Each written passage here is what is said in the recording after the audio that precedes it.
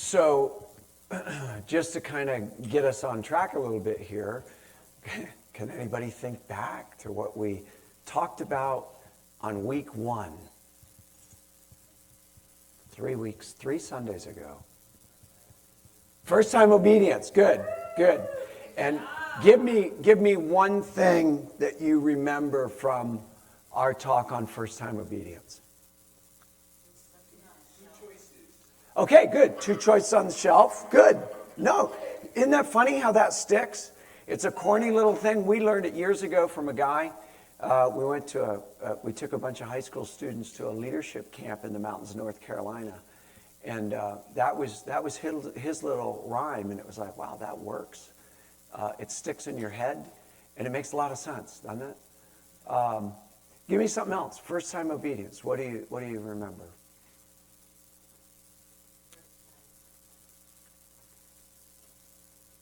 Good. That's first half. First time. Okay, yes, it's got to be taught and practiced. Very good. It's not just going to happen, right? Like anything that's worthwhile, it's going to take some work.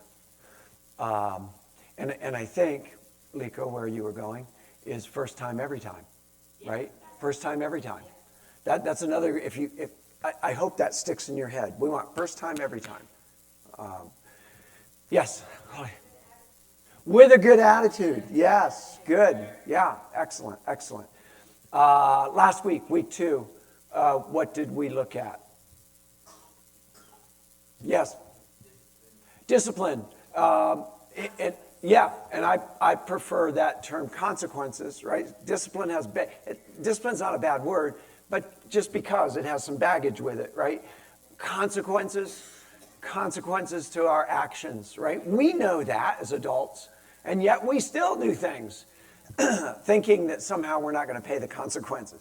And we need to be teaching our children that life is full of consequences to the choices we make, right? And so we need to start that at an early age and teaching them how to do those things. Now, real quick, anybody implementing any of those things or trying to in your parenting right now? Yes. Okay, good. Willing to share how it's going?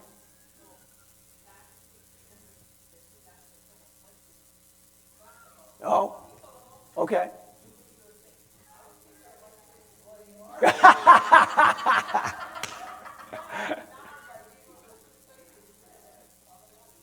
Yeah. Good. Yeah. And by the way, just a little added bonus. The choice thing, if you make a why, right? Because you're going down life's path and you come to these, we'll make a slide of this for next week so you can have a visual. But as you're going down the path, right, you come to this point right here. We call that the point of decision, to go this way or this way, right? And there's our little rhyme. There's just 2 choices on the shelf, pleasing God, pleasing self. Now, we call that why, the eternal why, because it will eventually come to a point where your child has to make a decision on whether they're going to follow Jesus with regard to their own salvation, right? So the eternal why, we just have that stuck in our head for probably 30-some years now. Just, had that kind of drilled in us. Good. Anybody else want to share, like implementing, trying some of these things that we've been talking about? And it's okay to share the things that haven't gone so well either. That's okay. That's part, yeah.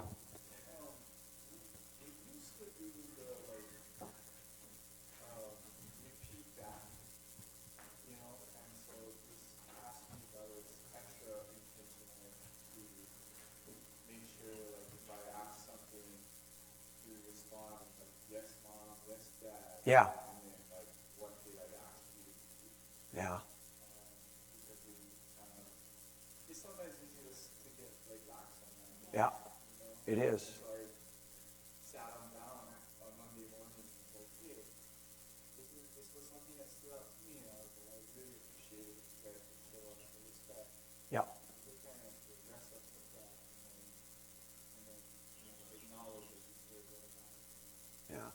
And to help them get in a habit, this is how I would do it, is they would miss that and I'd say, yes. And they, oh, yes, Dad, right? That way you're not harping on them. You're just reminding them, yes, oh, yes, Dad, right? See, I grew up in the South and it was yes, sir, yes, ma'am. I'm not even sure they do that in the South anymore, but when I was a kid growing up, that's, yeah. Yeah.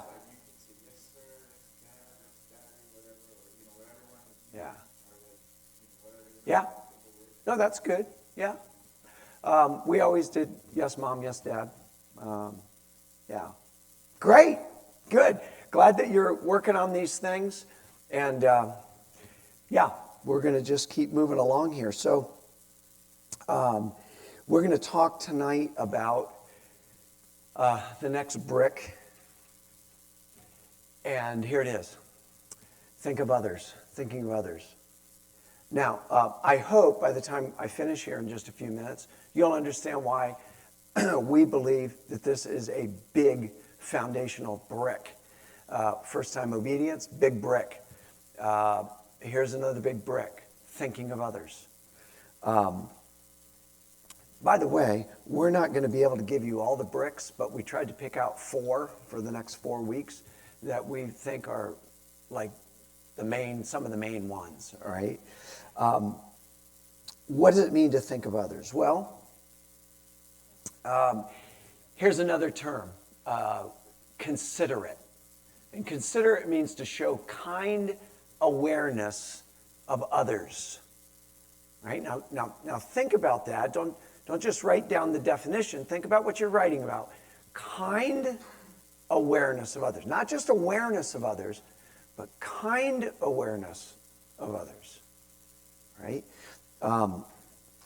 This is huge because we live in a world right now, a culture right now, that is very me-oriented. Let me show you what I mean.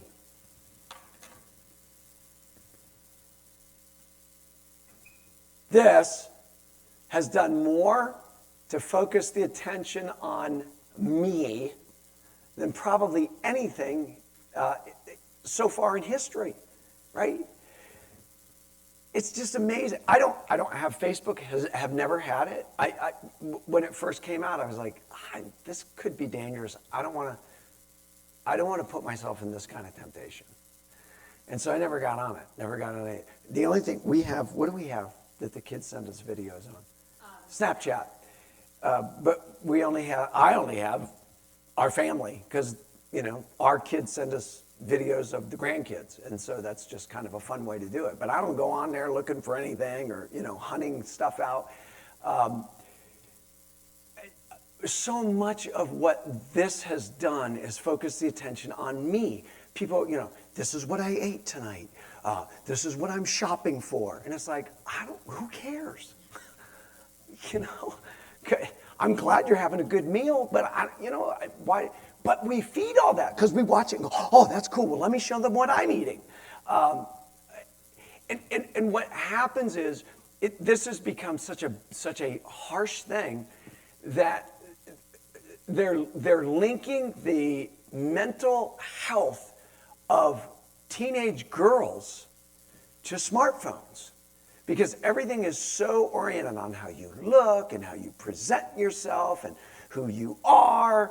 And you cannot live up to that image. You just can't. Unless you spend a lot of time doctoring your photos and taking out all your blemishes and making yourself, an aura around you or whatever you're doing in social media to make it look like you're all that because you got to keep up with everybody else. And it's not just teenage girls, right? It's all this stuff even on, moms. I can't even think of the term now, right? The trad mom, whatever it is. And what do? We put these videos on, and moms watch that and go, dang, I'm not that mom, but I want to be that mom. And everybody gets depressed and discouraged because, all of a sudden here's this, mom, and she's got all her makeup and her hair's good, and she's got these great looking clothes on, and all her kids are cleaned and washed and loving each other. And how do they do that? And I'm an absolute failure, right?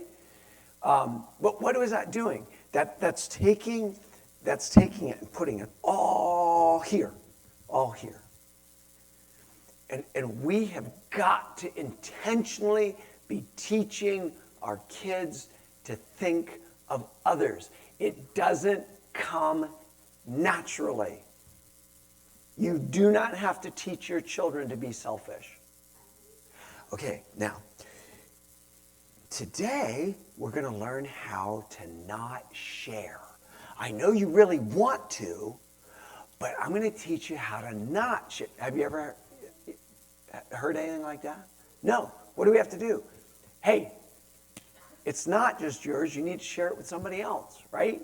Because it's mine. Where does that come from? Louise talked a little bit about it last week. It's called depravity. We are born with a sin nature, and we want what we want from the littlest age, right?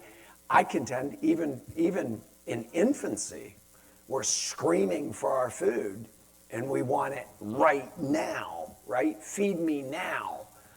And that's a whole other topic we can get into that I don't want to get too controversial tonight. But anyway, so consideration or thinking of others, kind awareness of others, right? Seeing people as image bearers of God. Really, that's what it boils down to. Seeing other people as those who bear the image of God just like I do, whether I like them or not, right? Man, this many years ago now, as I knew this passage in Genesis. I knew that we were made in God's image, but I didn't understand the implications of that until I started really looking into it closer and thinking about what the implications are. Man, if you keep that in the forefront of your mind, it changes the way you treat people. We are fellow image bearers, whether you are a follower of Jesus Christ or not. The mere fact that you're human makes you an image bearer. And so when I'm standing there at the Molokai counter this morning, and like on the edge of losing my mind because of the woman there and the things that, and then to go out to the plane, and the pilot all of a sudden tells everybody that we're not allowed to have a carry-on.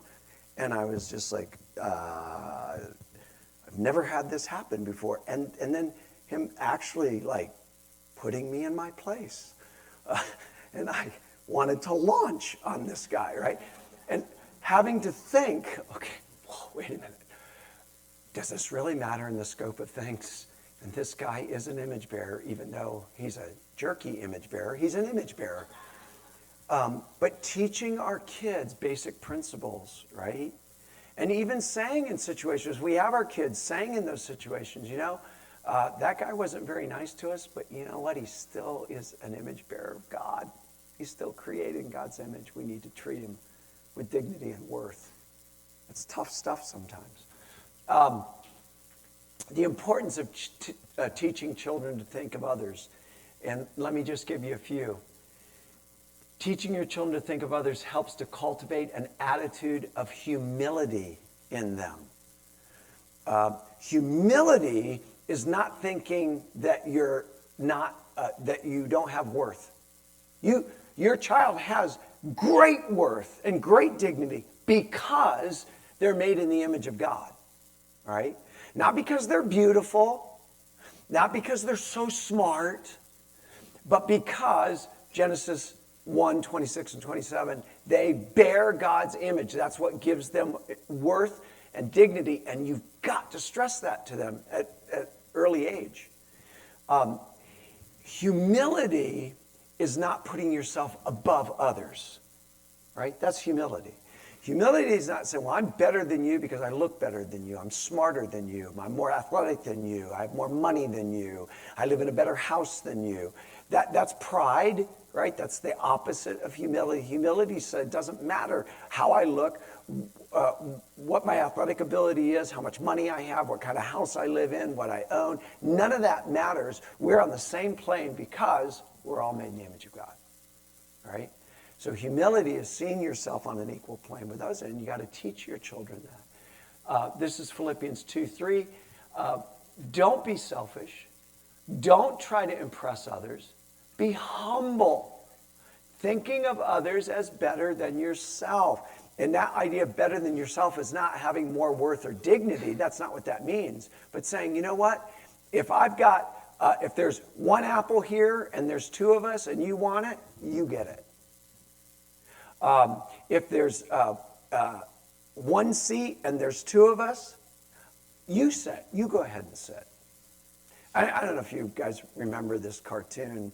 I think now it's just kind of thrown out there on YouTube or whatever, but you guys remember the two little, I think they were chipmunks, Mac and Tosh?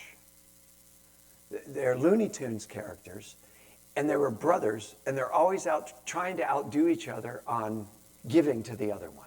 You know, they're being chased by, whatever it is, a wolf that's chasing them. And they get to a door, and the door's open, and the one brother says, oh, you go first. And the other brother goes, oh, no, I couldn't possibly go. You go first. And they're arguing back and forth as this, ravaging wolf is coming down on them. And finally, they both decide to go at the same time and get stuck in the door. But they're trying to outdo each other. And, oh, no, you first. Can you imagine if your kids had that mentality? If you build into the mentality that, no, there's only one left, instead of going, well, I want it. You go, no, you go ahead and have it. Wouldn't it be amazing if they were arguing about, like, no, you take it. No, you take it. That'd be an amazing argument, right? That doesn't ever happen because we're selfish people, right? I want the last cookie. He had it last time, right? But teaching this principle, no, you take it. I'll give it up for you. That's the picture here. That's what's going on here. Here's number 2. Teaching your children to think of others helps to cultivate an attitude of love in them. Not just an attitude of humility, but an attitude of love. Okay, now, here's your quiz. What's biblical love?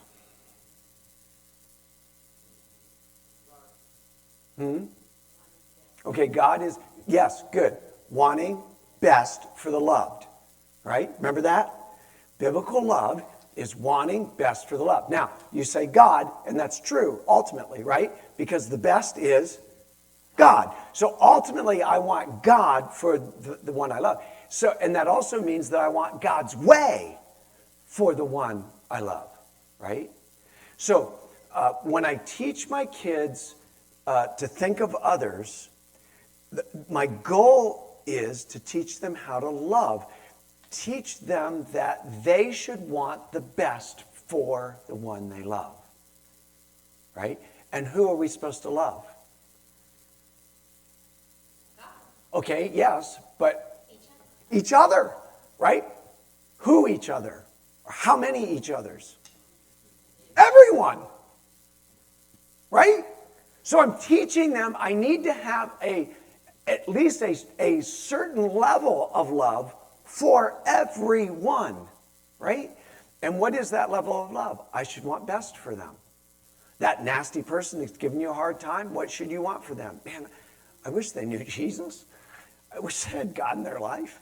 I certainly don't like the way they're acting right now. I'm certainly not cued into the way they're living their life right now, but I would love for them to have the best, right? So teaching our kids that when you think of others, you're loving them. Again, Philippians 2:3, don't be selfish, don't try to impress others, be humble, thinking of others as better than yourself. That attitude that is saying, I care about you. I care about what's going on in your life. 1 Corinthians 13:4, love is patient and kind. Love is not jealous or boastful or proud, right?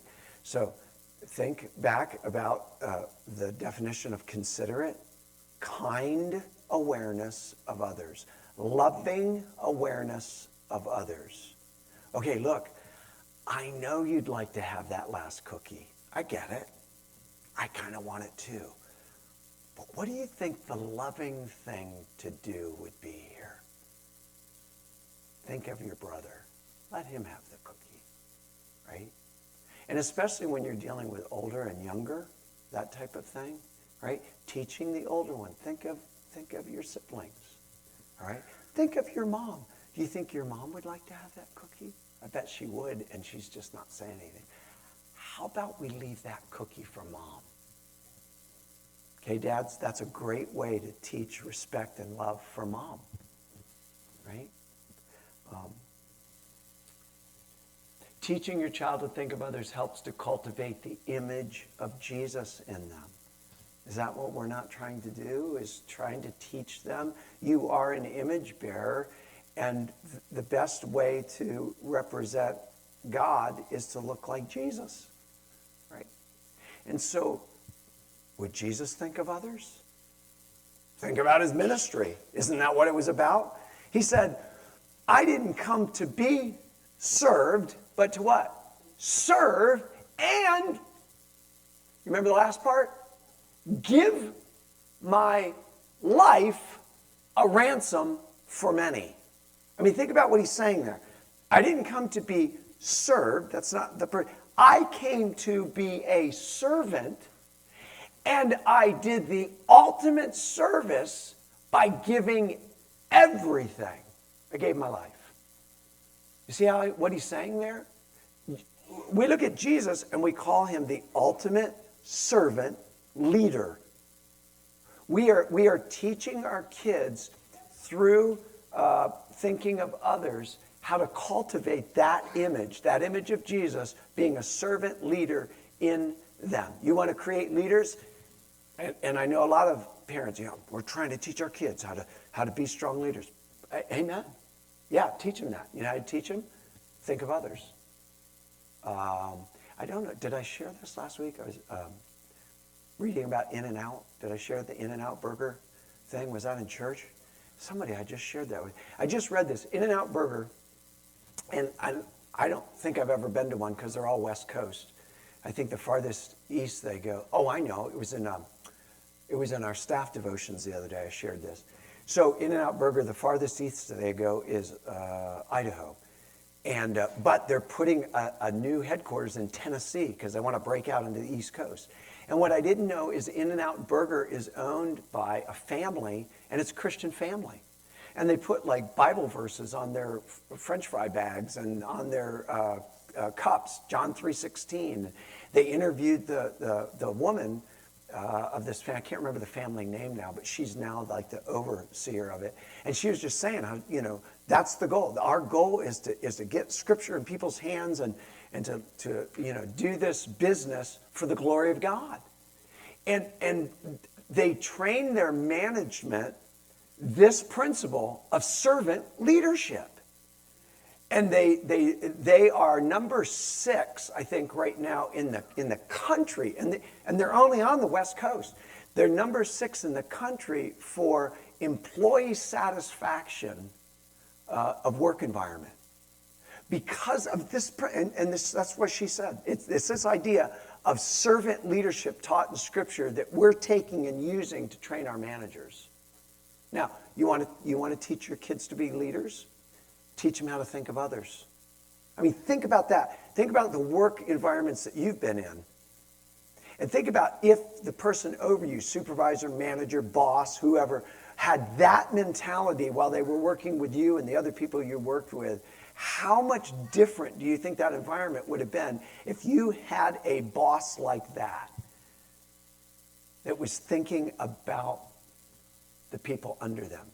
And how, as a team, we can do this together, right? Teach that to your children by teaching them to think of others. Got to kind of scoot through here. Love is patient, kind, it's not jealous, not boastful, proud. Again, this goes back to Philippians chapter 2. This is a great passage, by the way, not just for your kids, but for yourself. You must have the same attitude that Christ Jesus had. Again, teaching them to be image bearers, image Jesus. Though he was God, he didn't think equality with God was something to cling to. Instead, he gave up his divine privileges. He took the humble position of a slave and was born as a human being. When he appeared in human form, he humbled himself in obedience to God, and he died a criminal's death on the cross. Now, just real quick, can't go into detail on this, but what this does not mean is that Jesus gave up or didn't have certain powers when he was here on earth. He was fully God. What this does mean is he chose not to incorporate those into his person. And I like to use this illustration, and you guys maybe have heard me use this before, but let's suppose that there's a basketball game with a bunch of high school kids going on in the park in Kuala Lumpur, and as they're playing basketball, this car drives up, and this guy gets out, and they look and they go, "Oh, it's LeBron James. LeBron James on Molokai, this is amazing." And he goes, "Hey, guys, I'd like to join your game. Can I play?" "Oh, yeah, that'd be amazing." So LeBron gets out and he goes to the back of the car and he opens up the trunk and he pulls out these shoes, and they're kind of funny shaped, and he straps them on his knees. And then he pulls out this shirt, and the shirt's only got one sleeve, and he puts the shirt on. He's got one arm behind his back, and he's got one arm, and they notice he gets down on these shoe things that he's strapped to his knees, and he decides he's going to play with them on his knees with one hand. Now, he didn't cut his legs off, and he didn't cut his arm off. He chose not to use those things because he's so superior and so amazing as a basketball player. There's no way he could play a fair game on their level if he kept all that stuff intact. And so he kind of packs it up, so to speak, so that he can be on their level, or at least close to their level. And he probably still is going to outperform and play them, right? That's what Jesus did. Jesus didn't lose anything. He chose to humble himself and become like us, right? Beautiful picture of this idea of humility. And that's what we want to have, and that's what we want to teach our kids to have. Training your child to think of others. Here's some ideas that I want you to think about. Start training early, just like first-time obedience. Start training this early. Start incorporating in your words, those words, think of others. I cannot tell you how many times I heard Louise tell our kids, think of others. And they knew what it meant. They just needed to be reminded of it because we've been teaching them.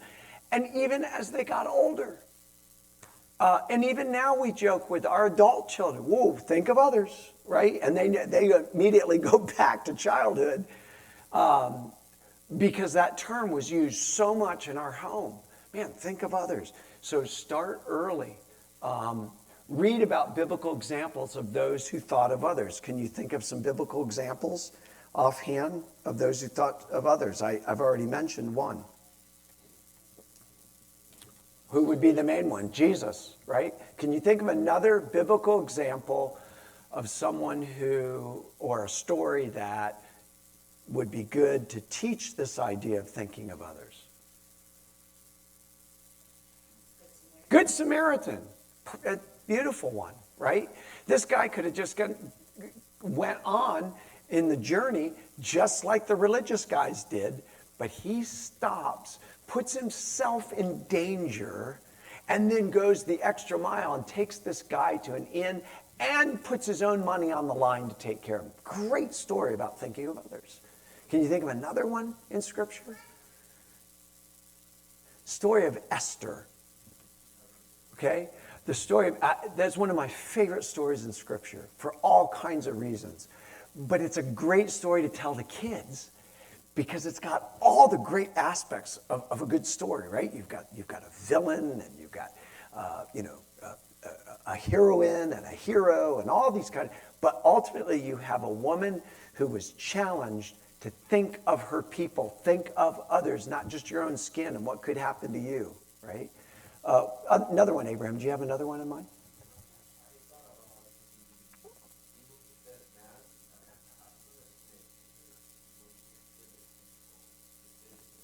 There you go. Yeah, good. Good example of Jesus takes care of him, right? And he wants to hang out with Jesus, and Jesus says, no, go tell right? And he does. So a good example of Jesus not saying the words, but pointing him in the direction of think of others, okay? I just threw out, and this would just go with the life of Jesus, but feeding of the 5,000, right? Because in John, you have that added dimension of where did they get the 5 loaves and 2 fishes? From a boy, and that was his lunch, right? So you got this boy going, hey, you can have mine, which is really a beautiful picture, isn't it?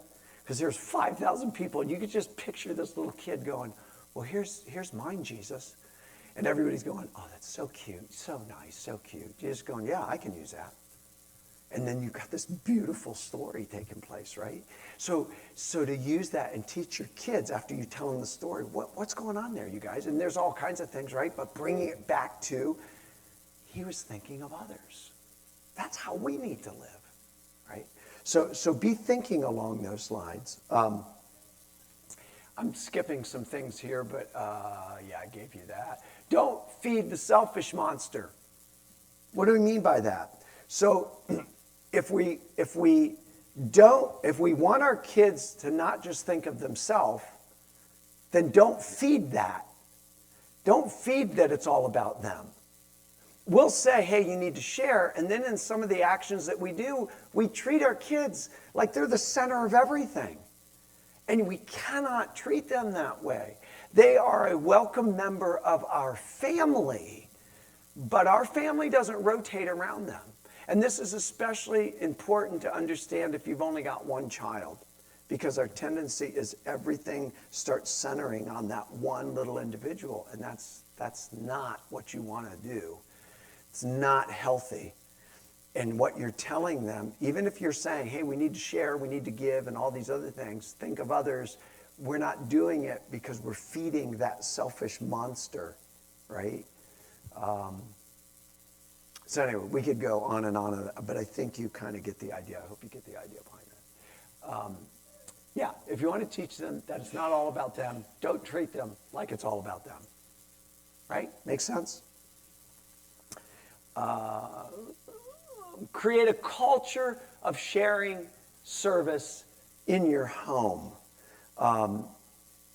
Teaching your children to serve in your home is one of the best ways to reinforce thinking of others. Now, we don't have time to go through this passage of Scripture, but I would encourage you to look at Ephesians 5:18 through 6:4. Ephesians 5:18 through chapter 6 and verse 4. That's a familiar passage, should be for you, on, it's the whole wives, submit to your husbands. Husbands, love your wives. And in chapter 6, it goes into children, obey your parents, right? And what I would encourage you to do that we would have done tonight, but we're going a little bit quick here, go through that passage, maybe even as a couple, and underline or pick out at least all the places in there where it implies you have to think of others. And this is what's supposed to happen in a spirit-filled home, right? That's why verse 18 says, be filled, don't be drunk with wine, but be filled with the Spirit. And then he describes what that looks like in the home. Wives, this means you'll look like this. Husbands, this means you'll look like this. Kids, this means you'll look like this. Parents or fathers, don't provoke your children to anger. So it gives us a picture of what a spirit-filled home looks like. And as you look at that passage, look for all the ways that it points out that you are thinking of others, right? Very quickly, see what I have here. Intentionally practice thinking of others by serving outside your home.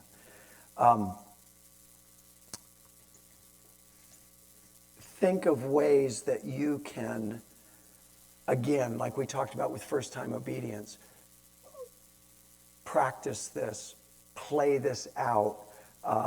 Here's a thought for you. I got this from Dr. Gary Smalley, who is a Christian counselor. We talked about eating, finding a place where the family is together at least several times a week and maybe incorporating that into a meal. Here's one you can do is say, hey, you guys, tomorrow when we have dinner together or whatever, I want everybody to share one way on that day you served somebody else outside of our family, all right? And then have them go around at dinner. Hey, how did you serve? Let me tell you how I served somebody today, right? And it kind of becomes like, well, I did this in my class today. So-and-so didn't have a pencil, and I had two, so I gave them one of mine. You know, something like that. And then when they do it, hey, that's great job. That's a great way to serve somebody, right? Encourage them in that process. Do a service project together as a family. I just give you a real quick example. This was several years ago. Kale was older elementary, maybe middle school, somewhere around there. And there was a single mom and her son, small son, who moved into a house in our neighborhood. And we met them and befriended her and noticed over a short period of time that her yard was not being kept up. In fact, it was getting really bad. And so I asked her one day, I said, hey, do you need some help on your yard? She goes, yeah, I've been meaning to get a lawnmower, but I just haven't had time. And I forget what she did as an occupation, but she was very busy, and she's trying to raise this young boy. And I said, you know what, we'll take care of it for you. And so I got Kale involved. Say, hey, Kale, we need to go help this lady out, Auntie out, because she doesn't have a lawnmower right now. So when we mow our yard, we're going to mow her yard too. So that's what we did. We would mow our yard, then we'd go across the street and we mowed her yard. And it turned out to be a long time. We did that for the whole time she lived by us. And that's just what we did, right? And so in doing that, teaching that, look, we need to think of this single mom who needs some help, and she's right here across the street from us. Of course we can serve that way. Think of others, right? So thinking about ways to incorporate those types of things into your teaching, right? So teach it, speak it, model it, praise it. In other words, when they're thinking of others, man, that's great. You're thinking of your brother. You're thinking of your sister. You're thinking of your mom. You're thinking of your dad. That's awesome. That's great. I love that. All right?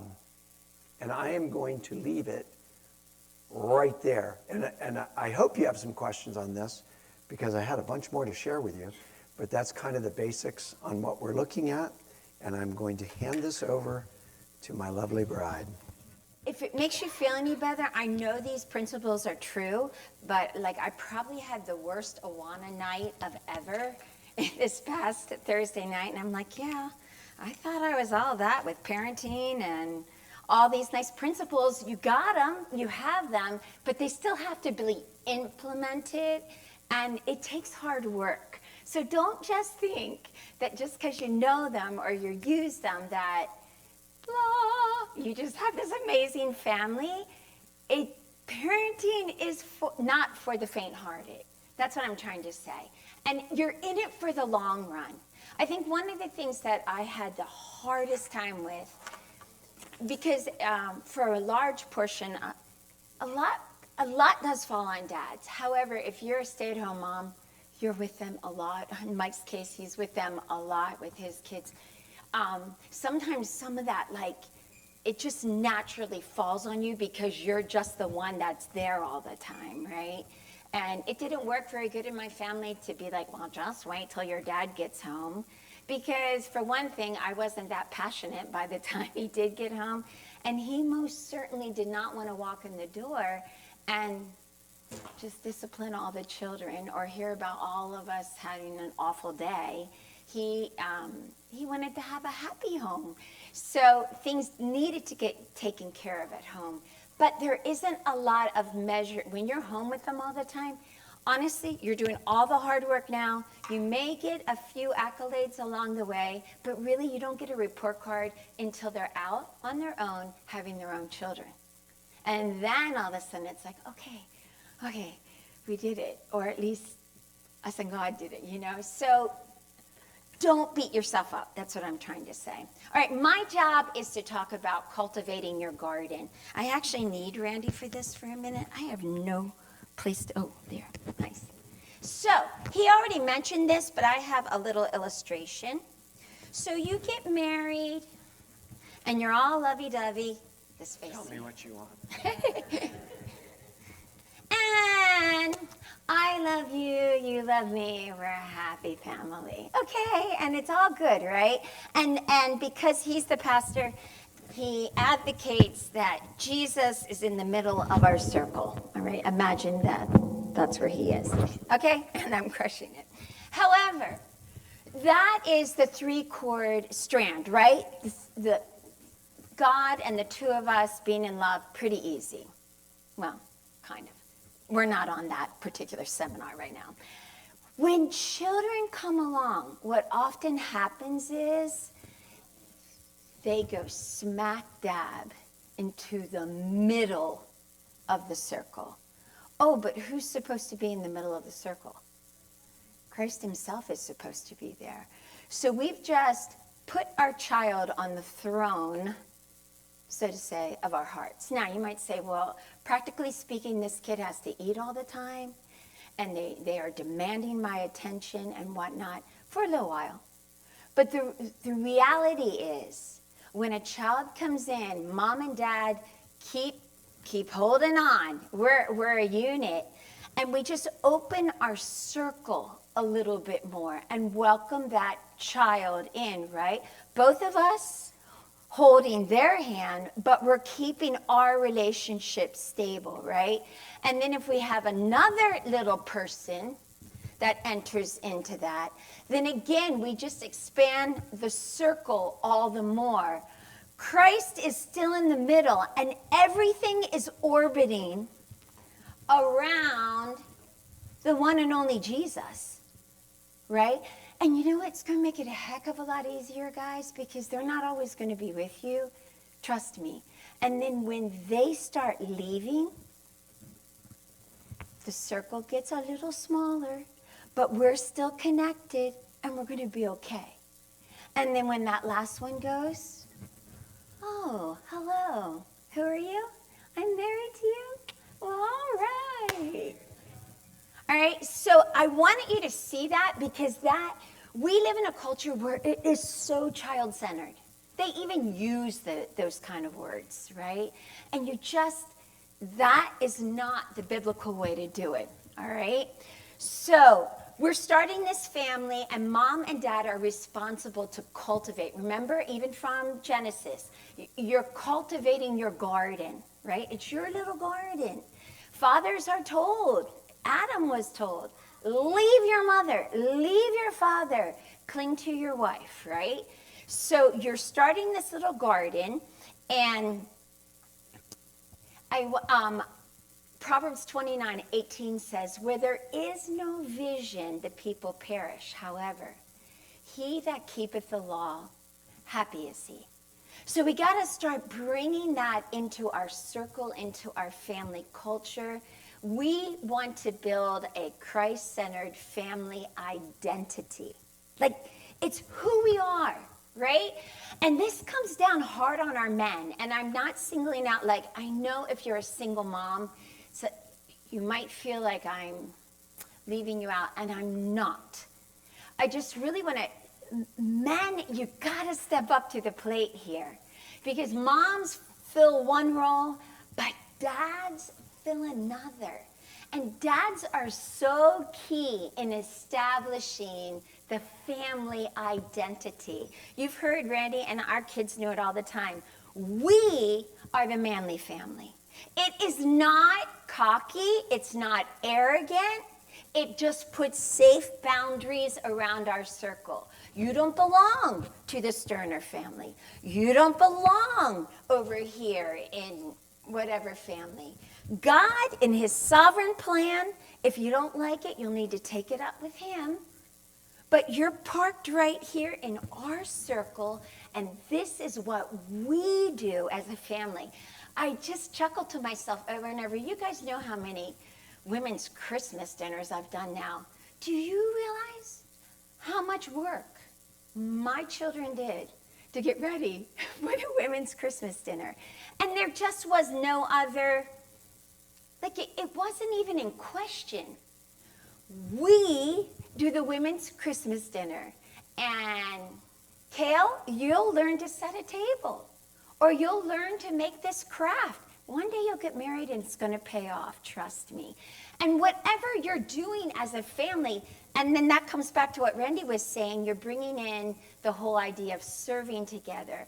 I would like to bring up, look, if you are into this whole permissive parenting, where you're allowing and just encouraging all this independence for your child, then what happens is you are actually hurting the family unit, the idea of thinking of others, right?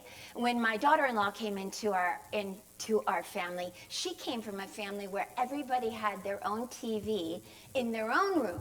So they were free to watch whatever they wanted to.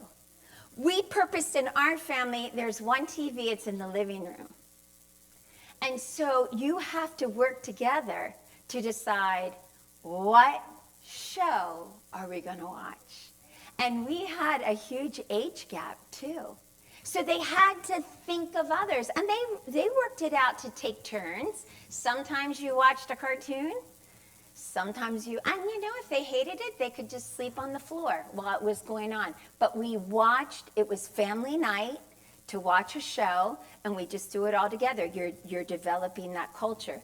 If you're an authoritarian parent, you're like, you're gonna do this, you're gonna, and you can create like a facade that you're all sticking together.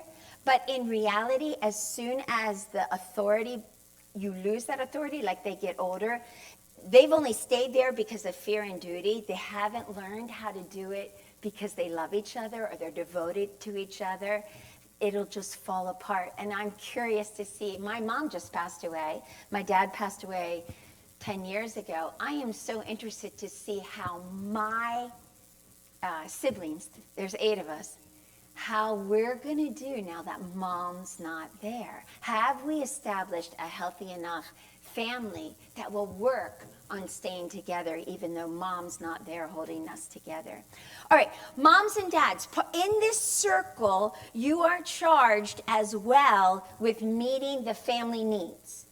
Every single person alive has 5 core needs that God wired into you. They were there. They're a part of actually you just being a human being. And at the bottom rung is this idea of security. Every child, every adult needs a basis of security. Where is it that they are going to feel confidently loved and are safe? And they're kind of in that security place. You're asking, who can I trust? Who actually can I trust that's going to be looking out for my best? It should be your parent. They should be laying the foundation for trust, okay? And it needs to be a person, not a thing. You can't just say, I'm trusting in my own beauty. Because what's going to happen to your beauty? Eventually, it's not going to be there anymore. It's going to fade away. Who can I trust? Then the next question that we put on top of security is, who am I? What is my identity? We are totally in identity crisis in our culture because people don't know who they are. I asked my cheerleaders not long ago, because I was studying some of this stuff. So guys, if I just walked up to you and say, who are you? What would you say? If I asked you guys right now, off the top of your head, who are you? Those of you that were in CR will probably say, I'm a grateful believer in Jesus Christ who struggles with, because you've learned that, right? But are you saying, oh, well, I am the daughter of such and such. Oh, I'm married to the pastor. Oh, I'm the coach at the high school. Like, how is it that you identify yourself? because that's going to change the whole trajectory on what you actually see as important. We have an identity crisis, though, because we actually have a security crisis. If you don't know who you can trust, you can't figure out who you are. And you'll just go find whoever. You also have to understand that in your identity, and I'm telling you this because you got to help your kids figure out who they are, right? So you're looking at them going, it's silly to tell them they can be anything they want to be. Randy and I learned that the hard way. Clinton was a 3-time runner-up to state champion, but he never got the state champion. He believed he could be, he wanted to be, but somehow he wasn't the state champion, right? What do you do with that? Well, for a while, I was a little disillusioned, like, come on, God, I thought that we can be whatever we want to be. No, God created you for a good work, whatever that is, in your mother's womb already. That's Ephesians, right? You should be helping your kid to think about not what do you want to be, but who did God create you to be? What did he gift you with? And it starts, you know, for all of us have these different levels of our identity, right? We have our intellectual identity, like what do we think? Are we good at grades? Are we good at reasoning? We have our emotional self. You have your social self, your spiritual self, your physical self. I'm not going to spend a lot of time on that, other than be careful. Because man looks on the outward appearance, but God looks on the heart. You should not be framing your children. You shouldn't always be speaking to them of how pretty they are, or how nice their hair is, or how cute clothes they have on. That's not really what you're going for. You're going for the heart, right? Complimenting them on thinking of others. Now, does it mean that you ignore that they look adorable? Well, think about it, wives. If your husband's never noticed that you look good, what would that do for you? There's a time and a place for it, but you shouldn't always be focusing on that. Third realm. So now we have, who can I trust? Who am I? The third step in this process is now, where do I belong? Especially teenagers, but actually all of us, we're all longing to belong somewhere. And you gravitate, that's why some kids are on sports teams. They just want a place to belong, a place where they feel connected.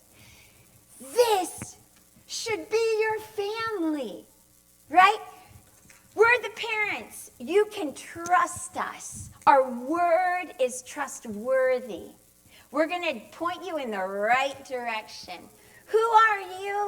You are a member of the Manley family, and by God's grace, you're a member of his family. And that's what we're working towards. So, where do I belong? I belong right here in the family that God has placed me in. You're building them up to be secure. The fourth one, once you hit all those, all right, well, why am I alive? Right? What is my purpose for actually being here? Well, baby, I can't tell you what God wants you to do, but I can help point out your strengths. I mean, I watched you play with Legos day and night for how many years? I would guess that maybe God's using some of your engineering skills. Maybe that's a good thing for you. Kendall was a Barbie's girl. I mean, she played for hours talking to her Barbies. And now she's a counselor. She might have been counseling her Barbies way back then. God was already bringing that through to her. I don't know, can you think of any other ways that our boys or our girls identified themselves in? Oh, Reese was teaching everybody everything all the time. She was, sit down. In fact, at 3 years old, I distinctly remember her walking up to people. Do you love Jesus? Well, if not, you're dying and going to hell. 3 years old. Say, how do you, teach her to chillax? Mommy, I thought we were supposed to tell people about Jesus. Aren't they dying and going to hell? Well, yes, but we need to cushion that a little bit. And Reese is still, right? She just has very strong, so you take their strengths, you help point them out, but point them in a right direction, right? The leading cause of suicide right now is a lack of purpose. People don't have a clue what they're here for or what God wants them to do. And without purpose, even the Bible says, where there is no vision, people perish. So that's your job too. And then lastly, is that once you get all those in place, now we work for competence. Now we move forward and, well, actually, what do you do really well? Not perfection. You know, we were at a wrestling tournament yesterday. Oh, my heart breaks watching some of the reactions of the coaches when these kids don't measure up, like when they just lose, right? And then or you, I don't know, I just can't stand it. It's like, if they did their best, then applaud them. Hello, they made it to state. That's better than however many other people out there. If they're actually on the medaling round, this is amazing. Don't go after them for perfection, all right? And ultimately, when you're working with your child, you want to cultivate in them a heart that's thinking, well, what does Jesus think, right? How could, even if you lose at wrestling, maybe not in that moment, but go back, what might Jesus be working out in you by allowing this tragedy to take place? It's not wasted pain. We just have to discover what possibly could be happening in developing you. And ultimately, guys, you want your children to be so in love with Jesus, to conceptualize this is our family roles around Jesus. Even if my family's not watching, will I do the right thing? Because it's the right thing to do. That's what you're trying to instill in your child. If you can get to the point where you trust them to do that, to just be not just disciplined, but they want that, right? They're believing, I can do all things through Christ who strengthens me. It's not, I can be all things. It's, I can do them. If you empower your child that way, then you are cultivating in your family great healthiness for that child. Another aspect of what a parent needs to do in this circle is we have to demonstrate love for one another, particularly mom and dad, right? There's no greater security that you could offer to your child than that mom and dad are going to stay together and they're going to love each other no matter what. And they will push against it. They'll wiggle their way in between mom and dad, right? Little girls try to move in there into dad's space, right? Excuse me, I'm the number one woman in this house. Now that sounds arrogant. Actually, it's not, because it's establishing for them security. It's like, oh, these two are going to be fine, even if it isn't always what they want it to be. I know one Christmas, I was so missing my family on the mainland. I don't know, Randy, how old were the kids then? I don't know. And he was like, and we draw out Christmas all day long. So already they're like waiting. But we ended up, I didn't think we were fighting. We just weren't doing things excessively nicely. And they all, the little five of them, ran back to their room. And they're like, Mom and Dad are going to get a divorce. They're going to get a divorce on Christmas Day. And we found out later, and they confronted us. And it's like, we are not getting a divorce. I just happen to miss home right now. And they're like, but home is here with Dad. Oh, okay, I need to work on that as a parent, right? But it was just, it just upset them to no end at the idea that we are not okay, because usually we roll pretty good, right? Or we do it behind closed doors. Also, a great thing to implement, guys, this is called couch time. When you come home, family's busy all day long, right? Dad comes home. An idea you might want to do, and it depends on how your family rolls, but we had 2 couches.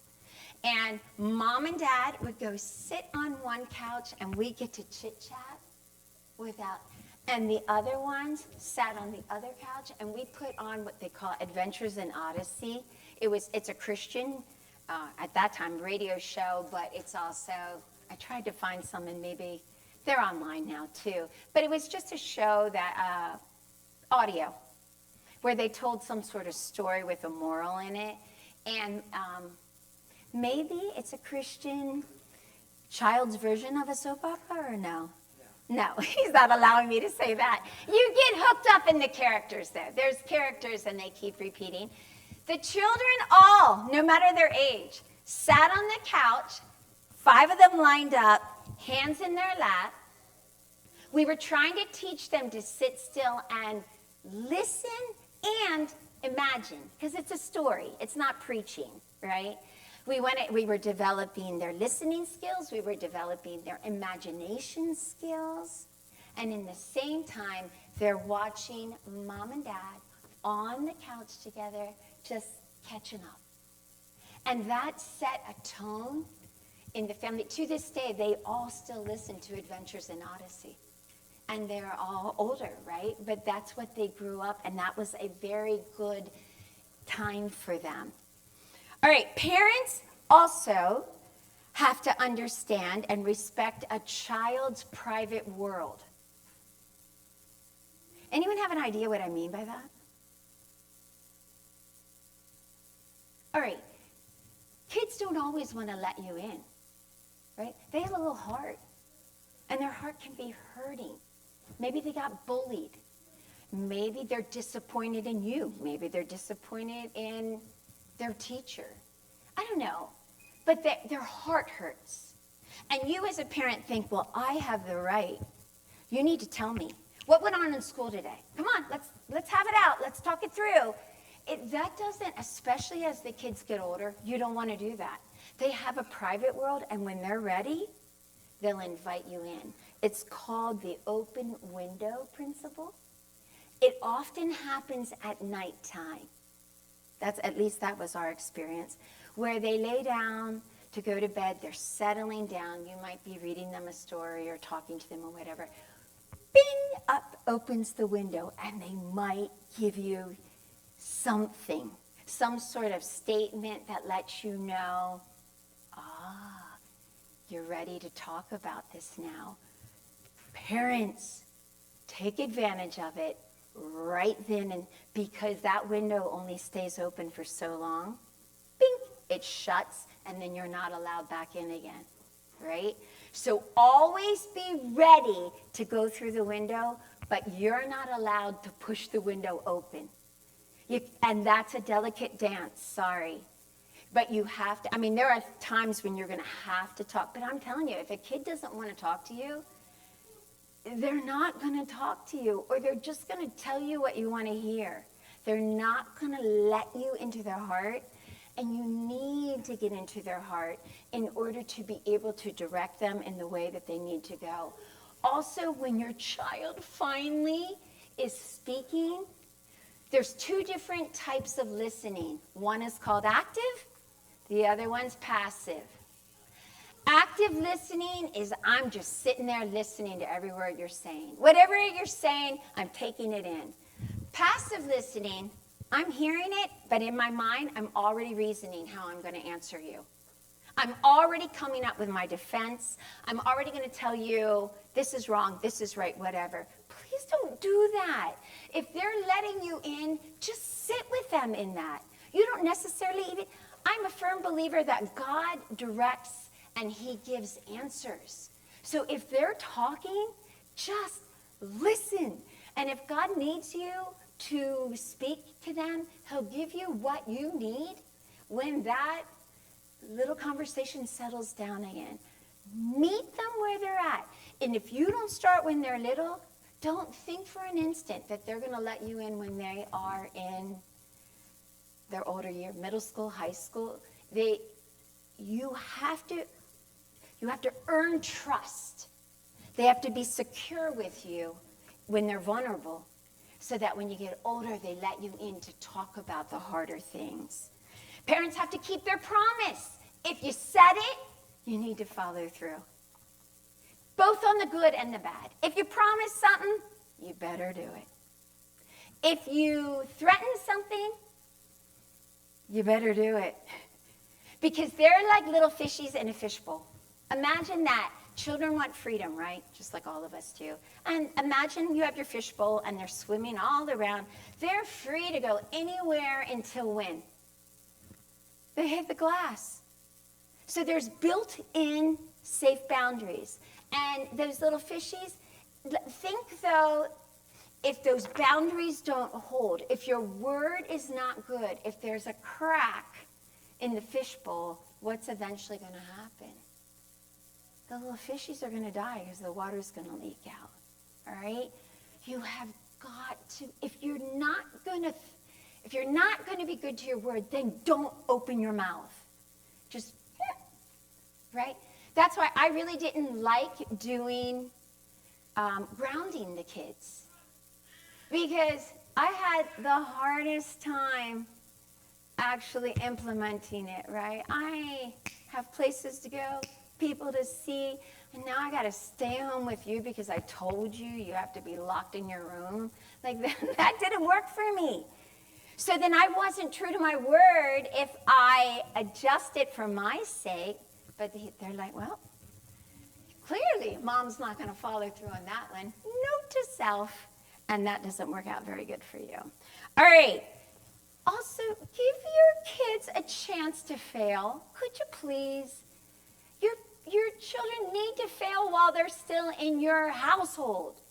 Because if you always are interceding for them and making it better, they'll never learn how to lose gracefully. They'll never learn how to comfort themselves when it doesn't turn out the way they want it to. So it might kill you, but you have to leave room for them to fail. You have to let them cry. You have to let them grieve. Wait for that window to open for them to let you in there, and you reassure them. Remember, you're their security. I mean, Jesus is, but you're the representative of that. Baby, you're not defined by whether you win or not. I am just so proud of you for putting your best effort out there. Now, granted, if they fail because they didn't put the effort in, then you also, that's a whole other story that you're going to have to also address. Dads, be the encouragers of the family. We already heard him say that. But look, use your words to tell your son, particularly, that you're proud of him. I want you to think, fathers that are in this, when is the last time you actually, son, I am so proud of you. Or, wow, that was brilliant. Or, thank you, you make me proud. However you want to say it, fathers, those words often, if you watch your kids and you mean it, often, girl or guy, it causes them to tear up. Because their dad is proud of them. And that transfers to our Father is proud of you. That's what you're bringing about. Moms are more free with their words. Not saying that mom's words aren't good too. It's just there's something about dads. In fact, if often I found that if kids go away to college and their fathers actually write them a letter, chances are they'll keep that letter. Whereas sometimes moms, she writes me every week anyway, I'll just, whatever. Or the saving of a text, a very special text that rolls through from dad. You check your kids' phones, it's saved in their photographs. All right, also, it should go unsaid, you guys need to hug your kids, even if they're awkward. Really awkward. Oh, the boys hit the teen years, and it's like, really, Mom? In public? You're going to touch me? Yeah, actually, son, I am. I won't linger there and whatever, but yeah, you need a hug right now. And you don't get to walk away from me because I love you, and I'm one of the best things that ever happened to you. And they'll act all any kind, but you find out later, it does mean something. Even now, when my old boys, like they have their own kids now, they come home, if they're in our house, it's different when you go to their house, but in our house, at night, I used to always hug the kids goodnight. And then, particularly the boys, got awkward. And they don't want their mother to kiss them and hug them. But I'm like, I can't help it. I still love you, and we need some sort of communication before you go to bed. So our big thing is that I just walk over to them and kiss them on the top of their head. Now, 2 of them are bald right now, so they feel it more, right? But it just has its own. It says a million words without speaking anything, and of course, their wives now. Like Mackenzie at times will be like, yeah, okay. but we need to keep hugging our child. Dads, hug your teenage girls. Please, please, please, please. I know there's so many stupid things that are going on in our society that's like, ooh, don't touch them. This is my no-no square. Don't get near me there. But dads, you need to hold your girls. If you don't do it, I'm telling you, they'll go find someplace else to find that hug. And it's not always going to be a good place. So reach out to them. All right, I am going to finish my notes next week on character development. I do want to give you one example because it happened this week. Hopefully Reese is going to let me share this example. But it was like you have your questions, but I'm going to bring this one up for you. So she called me. She's like, Mom, I made a loaf of bread, and it took me all day long because to juggle Zolt, her newborn, and her 2-year-old, she's like, you need it, and then you come away, and then you have to come back and need it. Anyway, she finally got this amazing loaf of bread done, and she was so proud. And it's sitting on the countertop, and then about 10 minutes later, her 2-year-old came in, and he's like, Mom, I squished your toast. And she was like, what, honey? I don't have any toast. Squished your toast. And she was like, he's like, come. Like he was proud of it. She brings her to the kitchen. She said, Mom, I just wanted to blow my mind. He had taken cans of beans, and done this drum roll on it. And then after that, I guess he decided to have a party and feed the birds, even though he's in the kitchen. And it was just mutilated.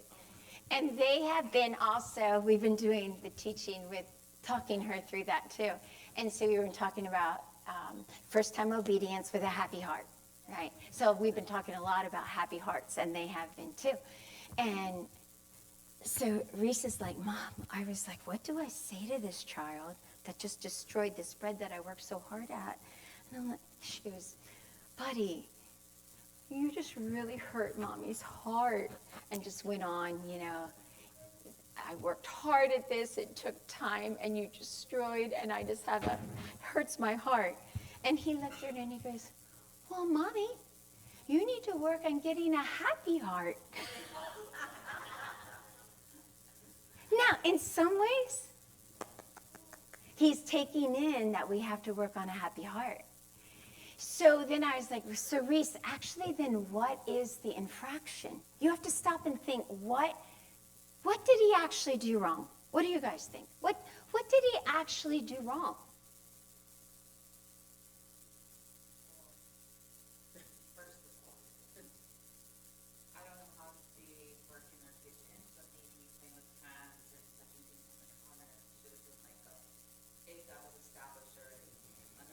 Okay, so you can do, remember we talked 2 weeks ago that you can think ahead and plan accordingly, that maybe we establish you don't touch anything on the counter.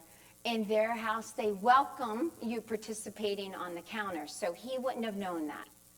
He wouldn't have known that. What else could we do? There is an infraction. What is it? What's that? All right, maybe you're getting closer. You're getting closer. He didn't ask, but even if he asked, Mom, could I destroy your bread? What do you think she would have said? No. You guys, this is an issue of property. Randy just told you, thinking of others, right? We have to teach him, this bread is not yours. Mommy worked hard for it. Mommy made it. It's going to be for the whole family to enjoy. It's not yours to decide what you're going to do with it. So now what are we going to do? If you're the mom, you're the dad, what are you doing now that he's destroyed this bread, but he may have not known, maybe he knew, and you know, you guys get there, like, did they know, did they not? Can I hold them accountable, can I not? What do you think? What do you think?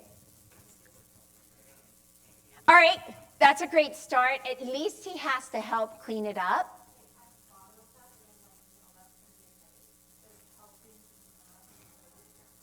All right, that would be like two parents have to work that out. But I mean, I like the idea of him cleaning up. I like it even more than that. If he destroyed my property, if he destroyed anybody's property, what should he do? Replace it. And I said to her, I know you have that little dino bank where he gets, every once in a while he gets special coins for saying yes, Mommy, or doing something good. And he gets to save his dino bank money to go out and buy his own toy, which is also, they're teaching him the value of money. However, I said, now I would say to him, we are going to go to your dino bank, and we are going to take out your money. But we're going to go down the road to the store. You are going to use your money to buy Mommy a loaf of bread to replace the one that you destroyed. And we don't have to have any, like there's no spankings involved in that. There's no, actually there's no direct correction of sorts, like there's no, but rather if we're going to not think of others and we're going to destroy someone else's property, then we have to do the best that we can to fix it. All right. Now, do you guys have any questions? Any case scenarios, any questions, anything you want to throw out there? Maybe something that you faced this week with your kids that you're not sure how to handle. I'm going to present, remember, if it's a God-centered family, that means you are also responsible to do it God's way. When you rent a car, I'm just going to throw it out there because I had to rent one this week.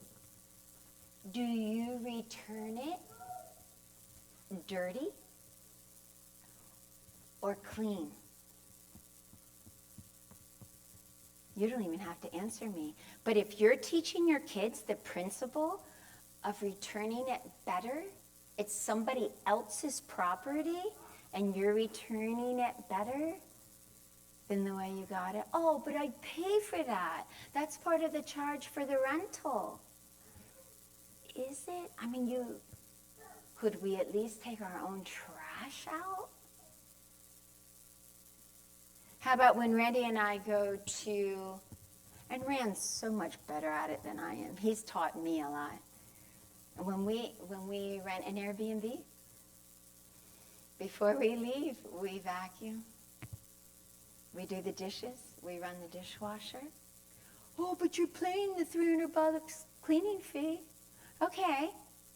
But there still is an element of it's not my property, and I borrowed it, and I'm trying to teach my children to think of others. Therefore, I have to model that to them.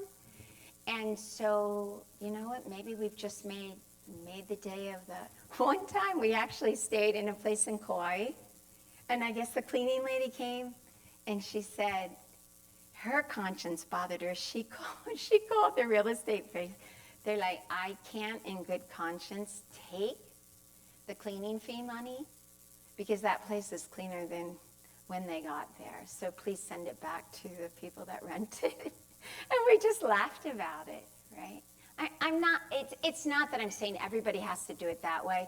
You have to start thinking, though, proactively. If you use anything of anybody else's, you're teaching your children it's not yours. So if they let you use it, you really need to return it better than what you got it that way.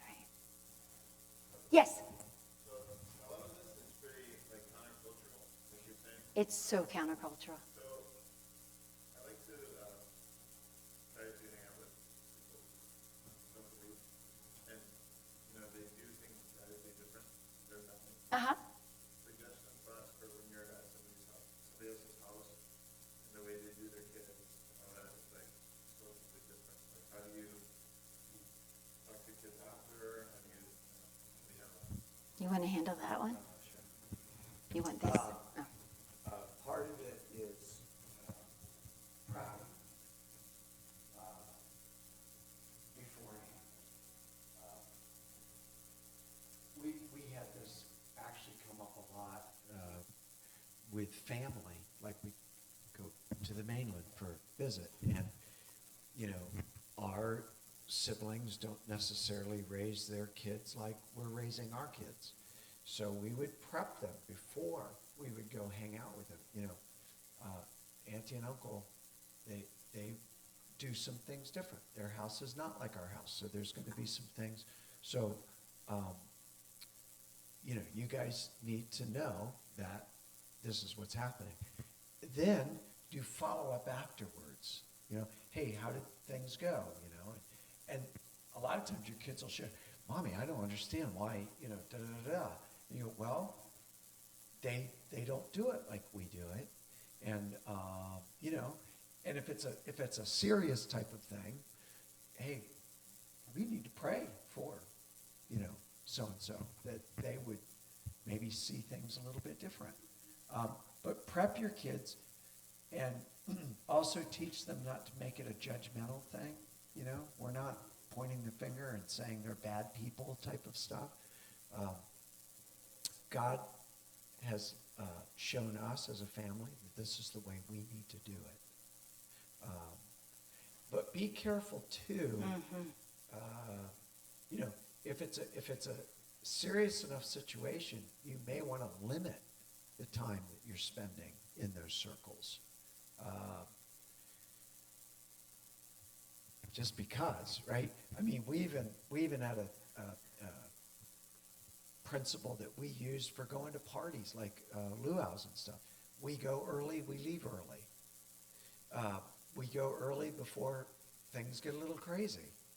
And we leave early because the later you stay, the crazier things get. And I didn't want to expose my kids to that.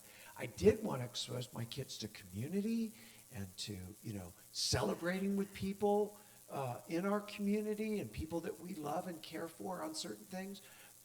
But at the same time, I don't want my kids to see auntie and uncle, smashed.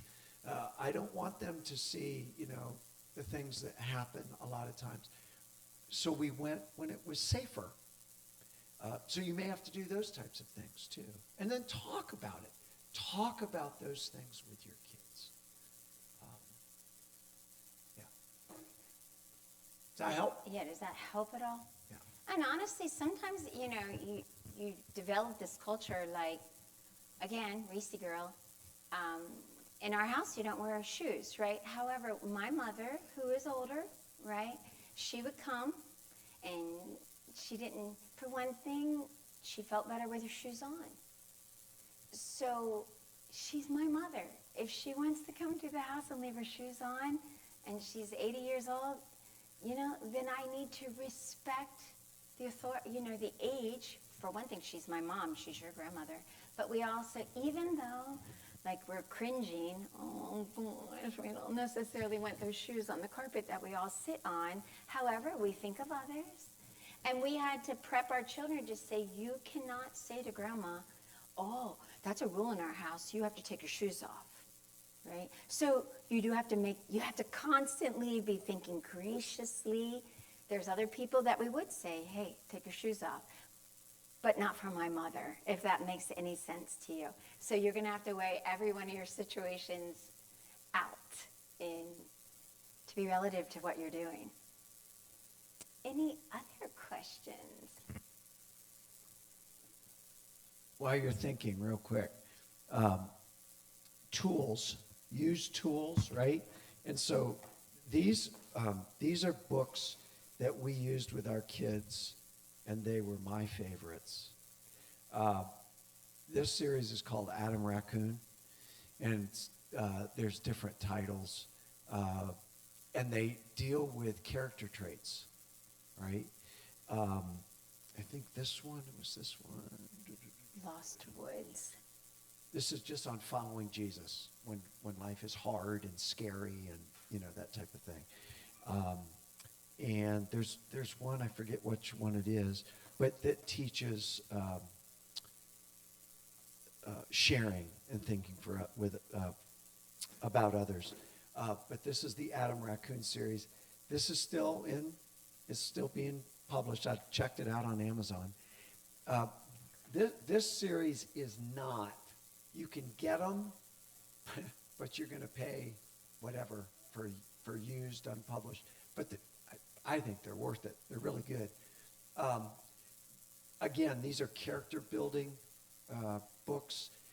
This particular one is about sharing, and the one little guy, he just wants everything to be his, and what happens is he starts growing all these arms, and he's grabbing everything he can get his hands on. And so by the time you get to the middle of the book, this guy's got 15 arms with something in each of his hands. And the whole principle eventually is he starts letting go of that stuff. And as he gives the stuff in his hands, he loses an arm. And so he goes from being kind of freakish to being the way he was made to be, with 2 arms and 2 hands, so that he can give to other people. So those types of things. So these were things that we read to our kids, and they would ask, hey, we'd say, hey, what book do you want to read tonight? And they would go and grab, one of these books. Especially if you're not like a storyteller, if you're not good at telling stories, there are a lot of people who are, that have taken biblical principles and stuck them in these kind of stories. That's what you want to be reading to your kids over and over and over again. Get it in any way that you can. Yeah. These are all different, but they're building Christian character is the top one. I think there's 5 of them. And again, you can go on Amazon and find these. They're not, this particular series isn't in print, but you can get them used. This one is still in print. And I think they even have some more besides the ones that I have up here. You're welcome to come and look at them. The resources are endless right now. Oh yeah, they're just great. Endless. Go to Focus on the Family. Yes. Go to their bookstore. Look online in their bookstore. Adventures in Odyssey. Louise mentioned that. Amazing. I love to listen to those stories. They're 30 minutes or less. 30 minutes. And we put them on the car when we went on trips. Your kids, again, develop their imagination. They're hearing this, and it's being acted out in voice form. And so they've got to make their own images, right? But I remember Clinton went to the Air Force Academy, which is in Colorado Springs, which is where the Focus on the Family headquarters is, right? And so they've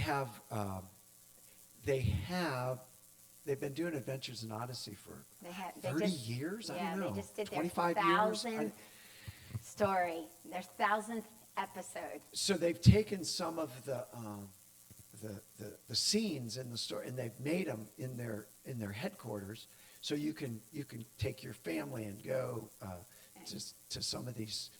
And so, here's our kids when we went to Clinton's graduation, back when he graduated from the Air Force Academy, and they're, Colton's in college, and Yeah. the rest of them are in high school, middle school. We got to go and see, Mr. Whitaker. Wits End.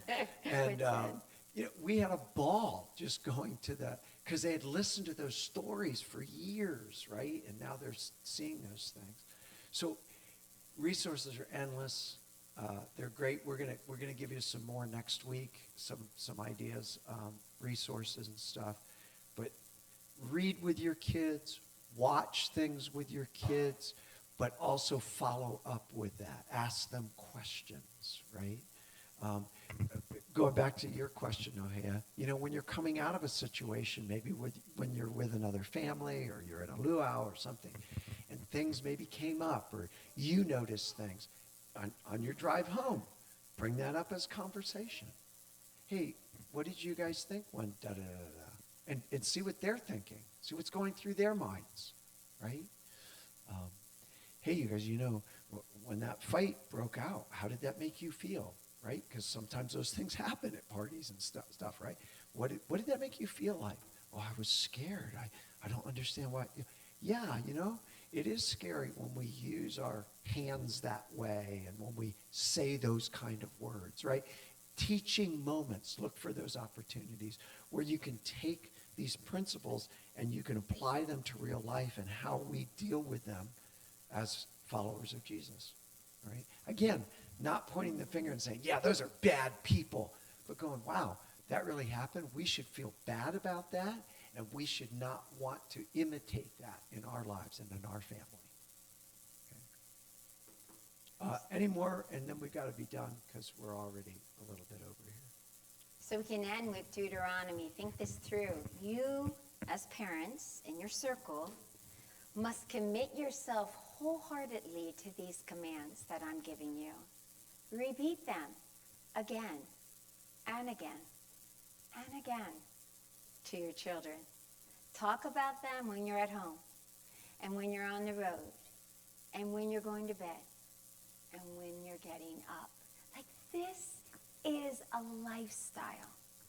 It's not a moment in time. And they challenge you, believe it or not, in your own Christian walk.